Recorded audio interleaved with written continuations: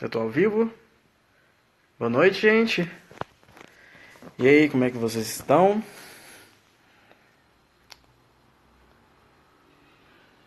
Olá, Vanessa. Ó o Tom aí. Gente, mais uma live aqui no Virei Jornalista.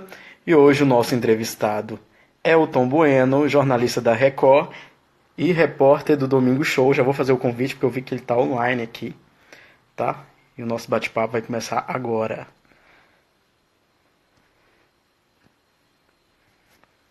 Convite aqui.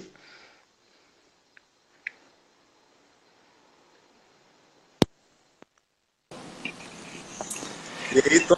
E aí, Júnior, muito boa noite para você, boa noite a todos que estão aqui na live. Que Boa honra, noite, hein? tudo bem? Tudo bem? Finalmente, né? Finalmente. A gente está tentando marcar isso ó, já faz um bom tempo. Um tempão. É. Mas, ó, Você tá me ouvindo bem? tô ouvindo bem. Vocês estão me ouvindo bem? Tô com Tô um te ouvindo fone bem aqui também. para. Tá. É porque às vezes eu tenho que pegar o fone, mas eu acho que não vai ser necessário, não. Eu coloquei o fone aqui só para, eu acho que por desencargo de consciência mesmo, porque eu nunca sei se tá bom ou ruim. Mas se não tiver, vocês me falam aí que eu tento dar um jeito aqui. Tá? A galera fala aqui, eles vão alertar a gente se o som tá bom ou não. Tom, Tá pra bom. gente começar, queria que você fizesse um lead de quem é Tom Bueno. Bom, o Tom Bueno é um jornalista de 34 anos que trabalha há 12 anos em televisão. Eu me formei pela PUC Campinas. Comecei a minha carreira no penúltimo ano da faculdade. Comecei como estagiário da TV Unicamp e também da TVB Campinas, que na época era, era afiliada ao SBT. E eu comecei como produtor. E aí, com 5 meses, eu comecei a apresentar um quadro comunitário que chamava Você é o Repórter. E aí eu fiquei um tempo apresentando, depois fui para a rua e foi assim minha vida. Mas fiquei uns 9 meses fazendo ronda. Quem é jornalista sabe como é isso. Escuta. E como que você foi parar na Record? Então, na verdade, em Campinas, eu trabalhei na TVB Campinas, depois eu fui para a Band. E aí eu apresentava lá e era repórter. E aí eu recebi o convite de Goiânia. Eu tenho um amigo, meu amigo de infância, o Theo Taveira, que ele tinha ido para Goiânia. E antes dele ir, eu também tinha ido e fiquei uma semana na TV em Anguera. Mas eu não me adaptei na época. E aí voltei para a Band. E aí ele estava lá 6 meses e estavam precisando de um repórter. Ele me indicou, a Ana Raquel, que hoje é minha grande amiga, era gerente de jornalismo na época e me convidou para ir para Goiânia. E eu fiquei lá 2 anos e um mês. Exatamente 2 anos e um mês. E aí, lá eu trabalhei durante a madrugada, durante a manhã, apresentei o esporte e comecei a fazer matérias para o Domingo Espetacular, para o Câmera Record e Fala Brasil. E aí, no finalzinho, eu comecei a fazer Jornal da Record também. E aí, foi muito rápido, assim. Eu recebi o convite para vir para São Paulo. Eu achava que eu vinha para o Domingo Espetacular ou para o Câmera Record. Mas, na verdade, não era. Era para o Domingo Show, que era um entretenimento, né? E eu lembro que, quando eu recebi o convite, eu fiquei um pouco assustado. Até falei para o André, que era meu diretor na época, nossa, mas como que eu vou fazer? Eu não sei fazer entretenimento. Ele falou assim, jornalismo você já sabe fazer, né? Entretenimento você vai aprender. Acho que vale a experiência. E aí, adorei, assim, poder ter essa oportunidade de contar histórias, misturar um pouquinho de jornalismo e entretenimento. Foi um Falei mais do que desafio um também. leite. Não, Nossa, mas tá ótimo. foi um desafio, viu? Porque eu sou de uma geração. Hoje eu acho que os repórteres são diferentes, né? Mas na minha época a gente tinha que usar gravata, terno, sei lá, 12 anos. A gente fazia passagem assim, tanto em Campinas como em Goiânia. Em Goiânia começou a mudar um pouco, mas era uma coisa muito travada, né? Você não aparecia o tempo todo na matéria, eram matérias mais curtas, né? De 2 minutos, se era um factual, 3, 4, se fosse uma matéria especial, né? E aí, de repente, eu caí para fazer matérias de 15, 20 minutos e eu cheguei a fazer matérias de 1h20. Nossa. Não, como que é fazer uma matéria com esse tempo todo, assim? 1 hora e tanto de matéria. Então, na verdade, eu acho que eu me encontrei fazendo essas matérias, porque assim, eu sou muito objetivo mesmo. Na hora de fazer o jornalismo, o factual, eu acho que eu consigo ser bem objetivo e usar as informações mais importantes. Mas quando você conta história, acho que você tem que olhar além, né? Então, coisas simples, sabe? Detalhes mesmo.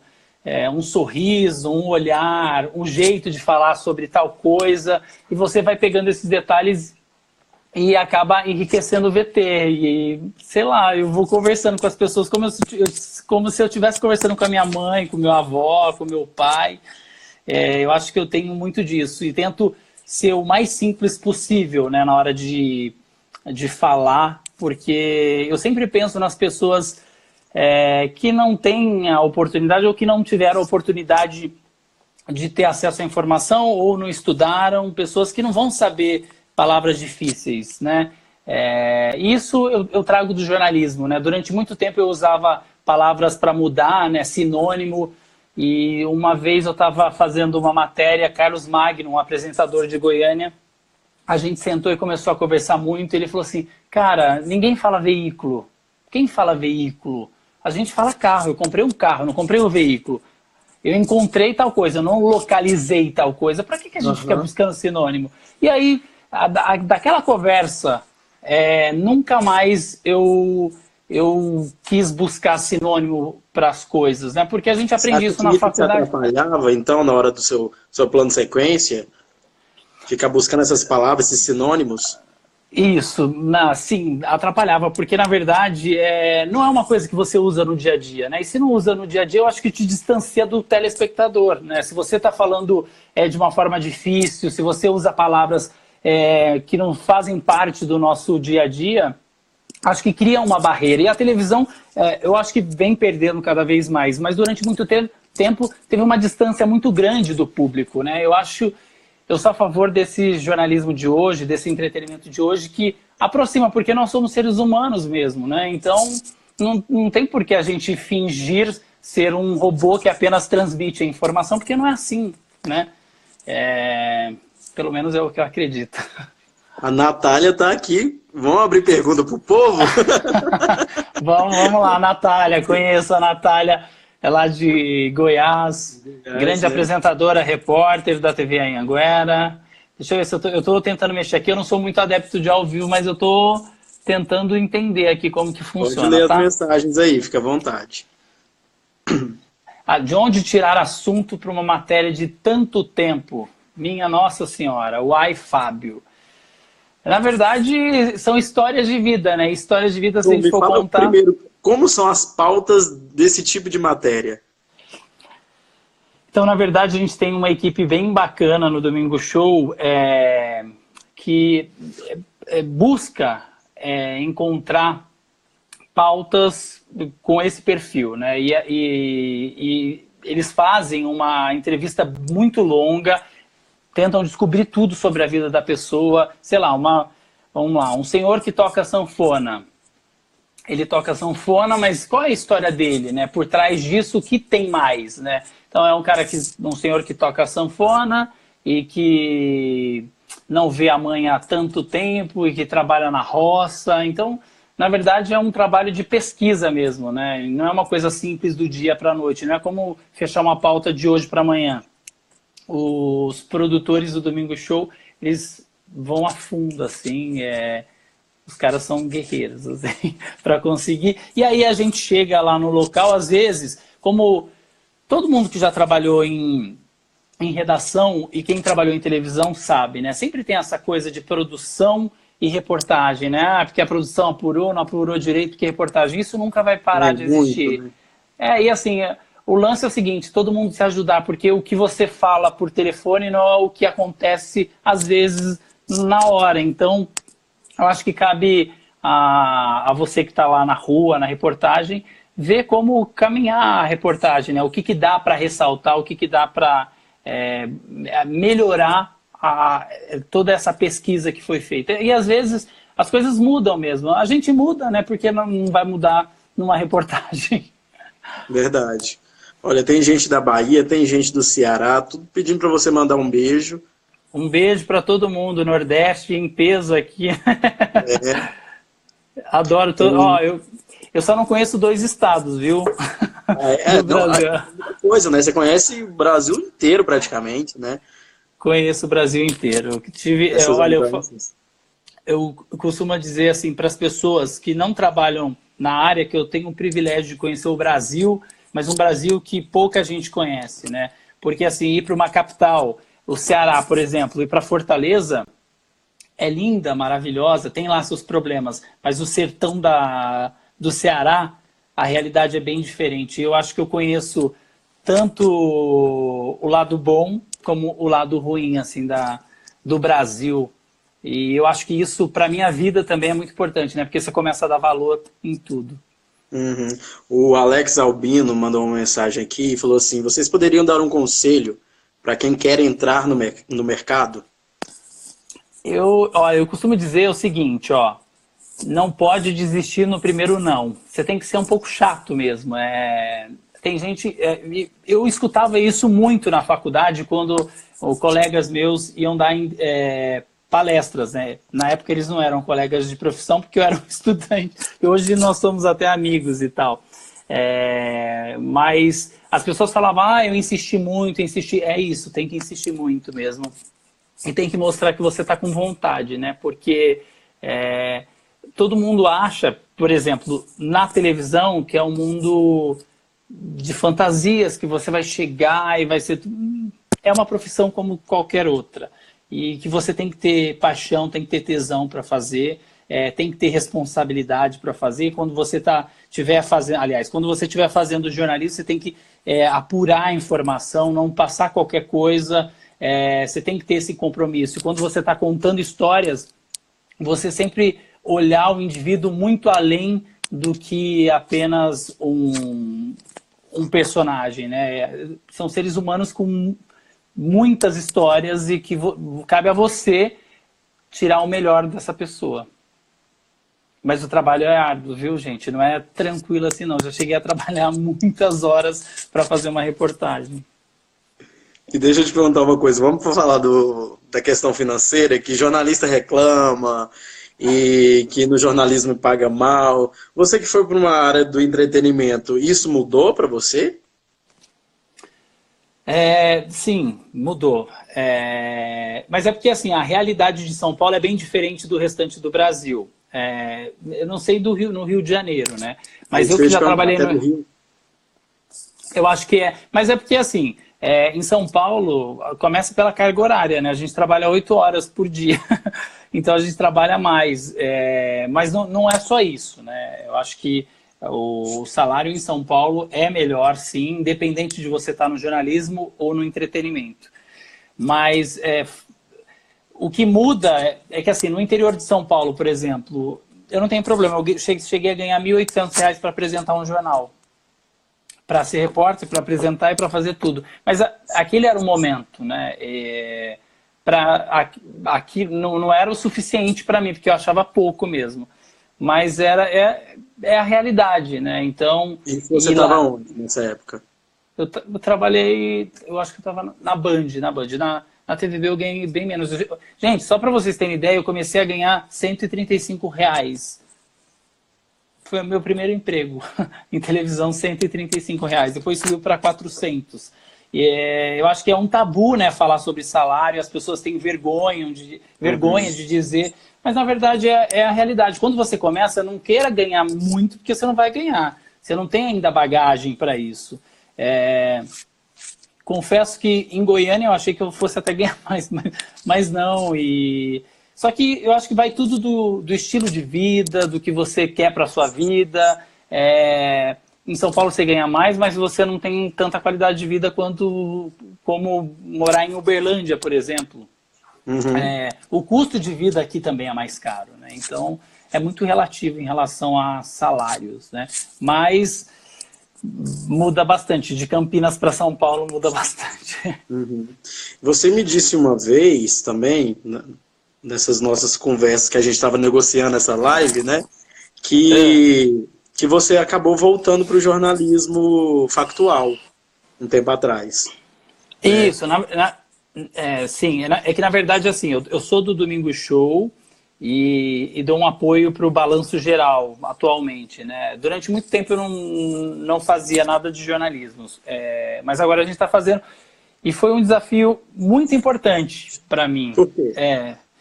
Porque, na verdade, toda vez eu me questionava, será que se um dia eu precisar voltar para o jornalismo, eu vou saber fazer? Porque é muito diferente, né? Mas aí poder voltar me deu... Foi um desafio de poder colocar tudo aquilo que eu já sabia, mas que estava ali guardado, mais o que eu agreguei durante todo esse tempo no Domingo Show. Sua bagagem. E na verdade eu acho que eu sou muito mais criterioso e eu consigo dividir bem e diferenciar bem uma matéria de outra. Por exemplo, policial, eu acho eu consegui treinar um pouco essa flexibilidade, né? O tom que realiza sonho, o tom que fala com o artista, o tom que fala com a senhorinha que mora lá no interior da Paraíba, também consegue fazer uma matéria policial, uma matéria investigativa, uma matéria de política. Então, eu acho que isso é desafiador. Eu acho que vale a pena passar por esse desafio. Pelo menos eu acho no meu caso. Ó, nossa live tá indo bem, ó. Mais de 60 pessoas assistindo a gente agora. Gente, obrigado, viu? Vamos responder o pessoal aqui, senão a gente não tem tempo para fazer depois. Eu falo muito, pode ir cortando, porque eu sou muito... Eu falo... Hoje você é o entrevistado, né? É isso. Ô Tom, você quer ler alguma pergunta aí de alguém? Pode dar uma olhada, tá? A Valentina Marques Oficial diz assim, né? Qual o conselho você daria para alguém que está começando, principalmente que assim como eu tenho 7 aninhos apenas, moro em Presidente Figueiredo, Amazonas. Norte do Brasil. Que isso, hein? 7 aninhos, ó. Eu comecei a pensar em jornalismo com 9 anos de idade. Sério? Você começou cedo desse jeito? Eu não gostava de assistir desenho, eu gostava de assistir o jornal. Eu comecei tarde a gostar de jornalismo. Não, eu gostava já desde cedo. Bom, o conselho que eu tenho é o seguinte, é ser curioso o tempo todo. E sempre respeitar a história do outro, né? Porque eu acho que se você for curioso, questionador e respeitar o próximo, eu acho que você tem os ingredientes aí para ser um grande jornalista, um grande repórter, se é essa a sua vontade. Uhum. E o que é mais difícil para você fazer no jornalismo e no entretenimento? Qual que é o seu desafio? Eu acho que no jornalismo, eu acho que o mais difícil, na minha opinião, é fazer casos de violência. É um negócio que eu acho que antigamente eu fazia com mais tranquilidade. Ou, mais tranquilidade assim, gente, entre aspas, né? Eu conseguia fazer sem me envolver tanto. Hoje eu acho que é por causa também do entretenimento que você acaba se envolvendo, fazendo parte, né, das histórias. É meio difícil, assim. Eu fiz o caso de uma menina aqui que acabou sendo morta aqui na Grande São Paulo, e eu fui fazer o enterro. Foi horrível, assim, eu me senti muito mal. Eu, como jornalista, também sei, mas eu acho que uma das piores partes de fazer o jornalismo é o enterro, né? Porque é uma coisa tão delicada, um momento tão difícil para a família, né? É muito, e assim, eu perdi minha avó há 1 ano, e eu acho que depois do enterro dela eu passei a entender melhor o que é esse momento para a família, né? E é aquela coisa que eu sempre falo, né, de se colocar no lugar do outro. Então, no momento em que eu estou fazendo isso, se alguém perder a paciência comigo, mesmo eu estando lá respeitando, né, tentando ser o mais delicado possível, para não ser invasivo também, né? Porque é um negócio... É difícil não ser, né? Mas eu entendo as pessoas, porque quando você perde alguém e tem esse momento, você sente na pele o que é estar ali diante de alguém que você ama e que é a última despedida, né, gente? Independente da forma como foi. Agora, Tom, me fala outra coisa. Estou aqui imaginando. Você faz várias matérias com pessoas que foram muito famosas, que bombaram nos anos 80, 90, anos 2000. Já aconteceu de algum momento você chegar lá e conhecer essa pessoa que vai recontar a história dessa e falar assim, não, essa pessoa não merecia, ou então essa pessoa assim é muito snob, por isso que ela tá desse jeito. Já aconteceu? Deixa eu pensar. Não, não, nunca aconteceu, na verdade. Eu acho que quando a pessoa passou por um sucesso e ela subiu demais e depois, sei lá, perdeu o sucesso, ou ela não está no auge, eu acho que ela não é snob. Pelo menos comigo nunca aconteceu assim. Tô tentando lembrar aqui, mas Numa situação. uma situação meio chata. Não me recordo. Não me recordo. E como é que é trabalhar com o Geraldo?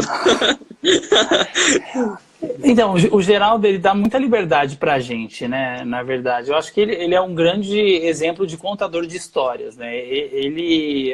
A gente assiste muito o que ele faz e tenta trazer um pouco do conhecimento dele, porque eu acho que ele é um dos poucos acho que ele é o único, assim, que consegue contar daquele jeito a história. Ele respeita muito a gente, principalmente eu e a Lorena. Ele não é de interferir no que a gente está fazendo. E sempre que a gente se encontra, ele conversa, ele elogia quando tem que elogiar. É isso que eu ia te perguntar. Ele faz Sim. as considerações dele, ele elogia vocês, como que é? Sim, ele elogia, às vezes até ao vivo, né? Ele mesmo faz o elogio no palco, quando a gente está do lado ele fala. E tem essa troca, assim, de troca de ideia mesmo. E às vezes a gente faz a mesma matéria, né? Então eu acabo participando com ele da matéria, eu, a Lorena, e lá mesmo ele dá o feedback. Às vezes ele coloca a gente dentro da matéria no momento em que nem estava programado, mas aí ele inclui. A relação é super legal, assim, entre eu, ele, a Lorena. A gente até publica nas redes Não tá sociais. mais, né? Não, a Mê, mas a relação também era muito boa com a Mê. Continua, tá? Porque ela não tá mais no nosso dia a dia. Ela não tá na equipe, né? Na equipe do Domingo Show, mas a gente é amigo, né? Então a gente se encontra muito e a relação é sempre de respeito, de muita admiração. Porque eu acho que, assim, o Domingo Show, eu acho que foram 4 repórteres. Eu, Lívia, Mere, Lorena e acho que 4 ou 5 agora. Mas cada um tem o seu perfil, né? E cada um conta a história de uma forma. Uhum. E eu acho que é esse o segredo, né? Porque apesar da gente fazer matérias parecidas, né? Eu acho que se você assistir cada um tem um perfil, uma forma de contar a história. É um diferencial. E até hoje, alguma coisa te dá nervosismo na hora do ao vivo? Alguém já te deixou nervoso por ser uma celebridade, alguma coisa assim? Não, então, na verdade, eu acho que o ao vivo sempre me dá um frio na barriga. O entretenimento é muito solto, né? Então, eu fazia entradas para algumas praças para dizer os destaques do Domingo Show. Então era bem tranquilo, porque eu falava com os apresentadores do Balanço Geral e era uma coisa bem descontraída. Quando eu voltei para o jornalismo, confesso que me deu um frio na barriga, assim, porque fazia muito tempo que eu não fazia. E o assunto, às vezes, pede mais firmeza, né? Você tem que estar mais sério e aí acabou causando uma tensão. Mas agora eu já estou mais acostumado. Mas, assim, o frio na barriga no ao vivo sempre vai existir, né? Dificilmente alguém fala que, olha, não tem mais o frio na barriga. Acho que se não tiver, também não tem mais sentido a nossa profissão, né? Né? Ou então tá mentindo. Ou tá mentindo, tem gente que tem gente que tem mais facilidade. Eu nunca me achei bom em entradas ao vivo fora, sem ser estúdio, tá? Mas eu acho que eu sou crítico demais comigo mesmo, então... Você trabalhou com o Marcelo Rezende? Trabalhei quando eu estava em Goiânia, eu fiz algumas entradas ao vivo para ele. Sempre foi muito respeitoso comigo, assim.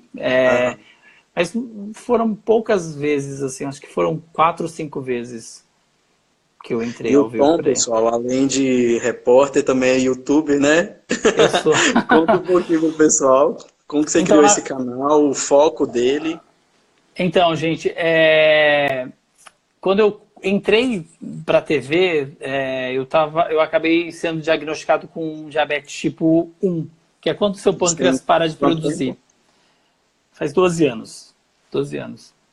Foi logo no começo, assim. E eu me vi, assim, sem chão, achava que minha vida tinha acabado, eu nunca imaginei que uma pessoa jovem poderia ter diabetes. E foi muito difícil. Durante muito tempo, e eu nunca fui de ficar falando, só quem era muito próximo a mim. Só que durante uma matéria em Goiânia de falta de insulina, eu decidi falar durante a matéria que eu tinha diabetes. Eu fiz a matéria usando a minha insulina e falando da importância que ela tinha. E quando eu fiz isso, eu me senti... a sensação era de que eu tinha tirado um peso das costas. E eu cheguei na redação depois, quando eu abri o Facebook, o Instagram nem tinha, eu acho, na época, eu estava começando, tinha, sei lá, umas 12 mensagens de pessoas dizendo que tinha visto a matéria e que tinha um caso na família, ou que tinha, e eu percebi que as pessoas se sentiram acolhidas, né? No momento em que eu disse, que aquela pessoa que estava lá na televisão também compartilhava de um mesmo problema de saúde. E a partir daí eu comecei a amadurecer algo para poder falar, porque sempre vinha alguém me perguntar. E aí eu comecei a falar um mês sim, uma vez ou outra eu fazia alguma coisa e falava sobre diabetes. E aí, incentivado por alguns amigos, eu não vou falar o nome de 1, 2, 3, porque senão eu vou passar vergonha, porque vários amigos me incentivaram. E em 2017 eu decidi lançar um canal antes de uma campanha.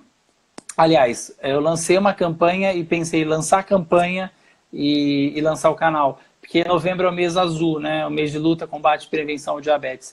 E eu falei assim, pouco se fala sobre diabetes. Mesmo eu trabalhando numa grande mídia, não tem muito espaço, né? E quando a gente fala... Um ano agora. Completou um ano agora, dia 14. Legal. Pois e aí eu distribuí 400 cartas pelo Brasil, assim, eu viajava muito, escrevi contando a minha história, comecei a entregar nos aeroportos quando eu passava, entreguei aqui na estação Barra Funda, que é perto da minha casa, e mais de 20 mil pessoas participaram dessa campanha de falar sobre o diabetes nas redes sociais. E aí foi durante o mês de novembro. E no dia 14 de novembro eu lancei o canal. Um grande amigo meu, um pai, que era meu cinegrafista, o Sérgio Torezon, a gente conversava muito nessas viagens. Eu falei, preciso lançar o canal, mas eu preciso fazer uma vinheta. Do nada ele chegou com uma vinheta e me deu a vinheta. Eu falei, agora não tem mais desculpa, né? Aí eu lancei o canal. Tô precisando fazer isso porque eu tô enrolado com o meu canal. Então, tem que trazer... recebeu a vinheta, já tá no ar. E eu já recebi a vinheta, eu tenho a vinheta, eu só tô enrolado. Então você tem que ligar a câmera e falar, pronto. E aí eu lancei no Facebook, no YouTube, né? youtube.com/umdiabético, aí lancei Instagram e Facebook. E, a repercussão foi muito grande. O Geraldo, quando a gente tá ao vivo, a gente fala sobre isso, porque ele também tem diabetes. E a gente, quando se encontra, a gente... ele também tem. Então, em algumas ocasiões do Domingo Show, quando era ao vivo, eu entrava ao vivo e a gente falava sobre diabetes e o canal tá aí crescendo. Eu acho super importante porque é informação, né? E informação pode salvar vidas, né? Quanta gente não tem acesso a informações básicas, como, por exemplo, qual médico procurar. Coisas que eu também não sabia, viu? Então, se eu não sabia que morava numa cidade com acesso a tudo, imagina quem não mora. Quem não mora, né? E é isso, o canal tá aí há um ano, o Instagram também, @umdiabético. E aí eu conto um pouquinho da minha rotina, né? Eu mudo um pouco o foco nas plataformas, mas no, E no é toda semana, Instagram, é semanal?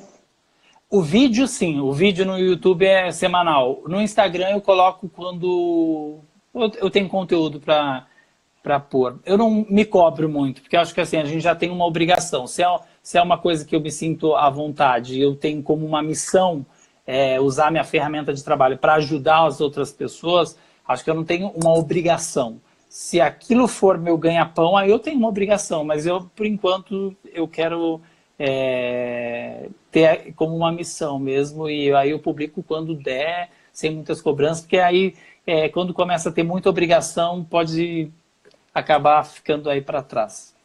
Verdade. Bom, como eu te falei, a nossa live, eu tô olhando aqui o relógio, já foi meia hora. Passa Eita, nós! rápido, né? Gente, E pra tem uma... gente encerrar, dá um recado aí pro pessoal que tá começando, pro pessoal que já começou, quer seguir na área do jornalismo ou então no entretenimento, qual que é a sua dica? Ó, a dica é a pessoa nunca desistir do que ela quer. E ter foco, né? Porque muita gente fala, eu quero trabalhar com tal coisa, mas o foco é trabalhar com aquilo ou quer ter um salário bom? Porque as pessoas se perdem muito na situação financeira, que eu acho que é muito importante, claro. Mas uma vez meu pai me disse o seguinte, durante 5 anos da sua vida profissional, você é apenas um recém-nascido. Então não queira fazer tudo, porque você não tem capacidade para isso. Você tem muito que aprender. Então, durante 5 anos, e isso aconteceu, durante 5 anos, eu acho que eu aprendi muito e não pensei muito em dinheiro. Apesar de ter passado alguns perrengues, claro.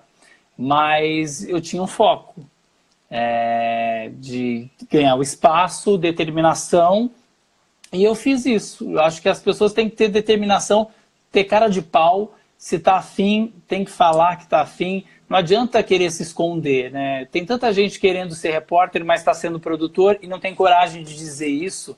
Tem tanta gente que não quer ser produtor e quer ser editor e também não fala. Seu chefe não tem obrigação de saber se você não disser. E se ele não te der a oportunidade, tem tantas outras possibilidades. Eu saí de Campinas, uma cidade grande no interior de São Paulo, para ir para Goiás. Foi a melhor coisa que eu fiz. Viu? Então o segredo é arriscar também, né? Sempre. Arriscar sempre. Não dá para Muito obrigado. tem que sair da zona de conforto, Júnior. Não dá para ficar na zona de conforto a vida toda. Mudanças são importantes e às vezes trazem coisas tão assim, coisas que vão além do que você imaginava. Onde eu estou hoje está além do que eu imaginava. Bacana, muito obrigado. Obrigado Que mais isso. uma vez por ter aceitado o convite, né? E por ter dado certo da gente fazer essa live, finalmente. Eu que Tá? agradeço, admiro muito o seu trabalho. Acho muito legal esse perfil. Acho que você tem que colocar já logo o canal no ar. Vai E acontecer. eu quero agradecer também aos colegas que participaram da live. Aí, muita gente participando. Muitas mandaram perguntas, mas a gente acabou falando e eu não consegui responder a todos. Se alguém quiser me mandar mensagem, ou manda mensagem lá no Instagram, ou me manda o contato, tem lá o e-mail. Às vezes eu demoro um pouco para responder, tá, gente? Mas responde. Mas eu respondo, É isso. Porque, na verdade, eu vou ser muito sincero, senão a gente vive em função só de responder as pessoas nas redes sociais e você não tem vida... Eu acho que eu estou valorizando muito a vida real também, né? Mas Real, eu né? respondo todo mundo. Eu respondo todo Sim. mundo dentro das possibilidades, tá bom?